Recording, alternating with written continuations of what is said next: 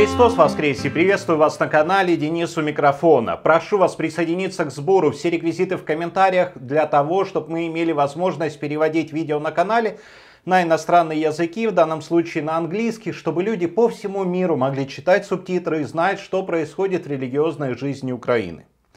По многочисленным просьбам подписчиков, сегодня мы обсудим и проанализируем речь Сергея Думенко, главы религиозной организации ПЦУ. Видео было записано несколько дней назад, оно достаточно странное, впрочем, смотрите сами. Дорогі брати і сестри, велика родина Православної Церкви України та вся українська громада. Сьогодні Великий Четвер, який в народі називають чистим. Історичне значення нинішніх подій для звільнення українського православ'я від ярма руського міра спонукає мене саме сьогодні звернутися до всіх вас. Исторические события, конечно же, вошли во вкус, как говорят французы, аппетит приходит во время еды. И когда пошла такая волна отжима храмов, когда мы видим такую невероятную агрессию, здесь, наверное, Думенко и его сторонники чувствуют себя буквально как рыба в воде. Ну и, конечно, всегда найдется причина, чтобы оправдать беззаконие. Будь то военная агрессия России, будь то что-то другое. Ну, в общем-то, если бы не было такой причины, я думаю, нашли бы другую. В 2018 году, в 2019 году была другая причина, и на той же волне точно так же забирали у людей их святыни, забирали у людей те помещения, в которых они могли молиться Богу, выгоняя их в прямом смысле слова на улицу. Но о чем же все-таки хочет рассказать глава организации ПЦУ? Не ради этого же он срочно записывает видео, причем, заметьте, я не делал никаких манипуляций. Оно реально выглядит как ускоренное, или он очень быстро говорит, может быть, быстро читает текст, который перед ним на телесуфлере, или просто-напросто ускорили, чтобы побыстрее донести до каждого из нас это послание. Послушаем. Завдяки підтримці переважної більшості українського суспільства та рішучим крокам нашої держави таке звільнення успішно триває. Конечно, благодаря поддержке, и хорошо бы переложить ответственность на народ. Это ж люди решили, не какая-то там группка таких вот решал, которые считают и себя вправе определять, кому какие святыни должны принадлежать, не спрашивая об этом настоящих верующих. Саме тому супротивники, як видно, використовують фальшиві аргументи та інші брудні засоби, щоб перешкодити цьому. Одним з таких засобів є наполегливе намагання представити Православну Церкву України заручницею та учасницею партійної боротьби.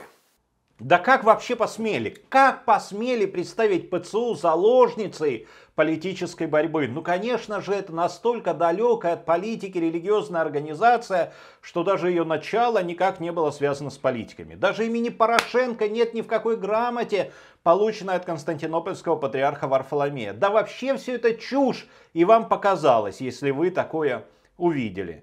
А даже если не показалось, просто об этом забудьте. Не надо ж расстраивать господина Думенко. Рішуче і твердо заявляю перед усією громадою.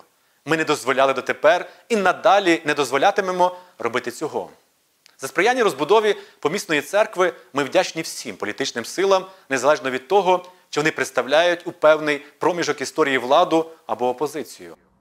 Вот так вот, благодарны всем, а дякуемо кричат одному. Мы все это помним, мы все это видели не раз, и один практически всегда пиарится на этом. Нет, видимо, и нынешний состав власти, и офиса президента, и парламента тоже пытается как-то вот пиариться.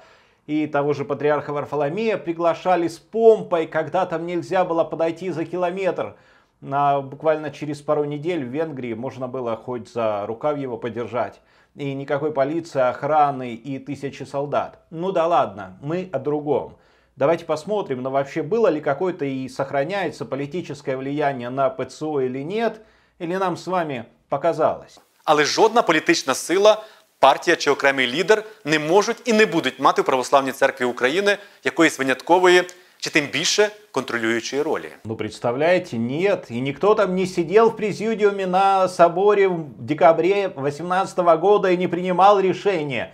И не рассылал священникам и архиереям приглашения, не заманивал их всякими ковришками.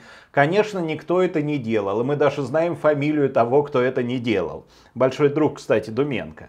Никто не проводил томас-туры за государственный счет, не ездил по городам, размахивая грамотой вместе с Думенко, не стоял на площадях, вещая о своем великом подвиге. Никто не придумал себе слоган «Армия, мова, вира» и с этим слоганом не шел на выборы, рассказывая о великом триптихе, без которого нации не будет, ну как и без него, политического лидера. Никогда и никто. Ані Петро Порошенко, ані будь-який інший політик, незалежно від того, представляє він владу чи опозицію, не відіграє у житті Православної Церкви України якоїсь виняткової ролі, яка давала би будь-кому підстави з цими іменами в такому контексті ув'язувати нашу помісну церкву. Так что если вы вдруг подумали, что это Порошенко, это не он. И есть замечательная пословица, что на воре шапка горит. Горит или нет? Пора уже тушить. Или нет, не нужно доставать свой огнетушитель. Но согласитесь, кто заставил его записать это видео? Такое чувство, что кто-то стоит над душой и говорит: давай, Сережа, давай говори поскорее, потому что ты должен отречься от всех. И рассказывать, какой же ты молодец, какой ты независимый, и как на тебя никто никогда не влиял, не влияет и влиять не будет. Мені відомо, що користуючись звичайними в демократичному суспільстві процесами політичної конкуренції, самі супротивники вживають шалених зусиль, щоб підірвати довіру і співпрацю, зокрема між нами і державою, спрямовані на протидію агресії руського міра. Ну, я понимаю, что многое можно прикрыть агрессией русского мира, как говорит Думенко, но давайте же смотреть правде в глаза. И мы должны увидеть, что есть просто ПЦУ, который активно использует в политической игре. Используют как один из таких козырей. Использовала предыдущая власть, мы видим использование в этой власти. И идет такое переходное знамя. К сожалению, это путь в никуда. К сожалению, это путь, вот когда делают одну такую вот религиозную организацию, которой позволено все, что угодно, для которой нет законов, нет правил, и есть все остальные. Но есть особо такие унтерменши, которые ходят в Украинскую православную церковь. Им бы и нашивки уже неплохо наклеить, налепить какие-то на одежду. Но пока, слава богу, до этого не дошло. Просто-напросто нужно повыгонять их из святынь. Позабирать все у них, а там, глядишь, и кто-то слабовольный, такой маловерный и в ПЦУ перейдет. Но нет. Ну и вы же понимаете, что тут задача не о людях позаботиться, тут задача так вот показать свое дистанцирование от каких-то там політиків, які були властю, а стали опозицією. Різними каналами поширюють цілком брехливу інформацію про те, що керівництво Православної Церкви України і особисто предстоятель ніби кимось контролюються і спрямовуються в діях. Такі твердження – відверта брехня і брудний наклеп. Так и запишите брехня и брудный наклеп. Ну, такого не было, нет и быть не может. Ну, конечно же, мы все верим. Ну, конечно же, никаких связей. Ну, конечно же, все эти главы администрации областных не подмахивают решения под левыми протоколами. Ну, конечно же, это не делалось и раньше, и не делается сейчас. Ну, конечно же, никакого политического давления. Ну, конечно же, никаких заказных дел над архиереями и верующими. Ну, конечно же, прям торжество правды и демократии. Ну, а ПЦУ совершенно ни при чем. Жоден, підкреслюю, жоден з українських політиків не мали і не мають контролю щодо позиції та рішень церкви.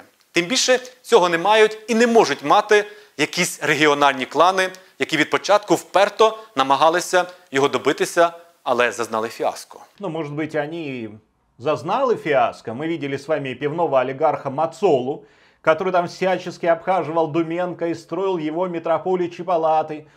Тот же Порошенко, да, ну и много-много других. Мы видели с вами Днепропетровский криминальный клан, где человек по прозвищу Нарик активно пиарился на организации ПЦУ. Делал это пафосно, это показывали по многим каналам. Ну, конечно же, мы этого всего не видели. Это существует в параллельной реальности. Потому что здесь, как вам сказали, все хорошо и вообще у нас сплошная демократия, права человека и прочее. Но на самом деле нет. Именно поэтому мы делаем субтитры. Именно поэтому мы пытаемся достучаться до каждого, чтобы все, вне зависимости от того, на каком языке они говорят, могли бы узнать, что на самом деле происходит у нас. До скорой встречи.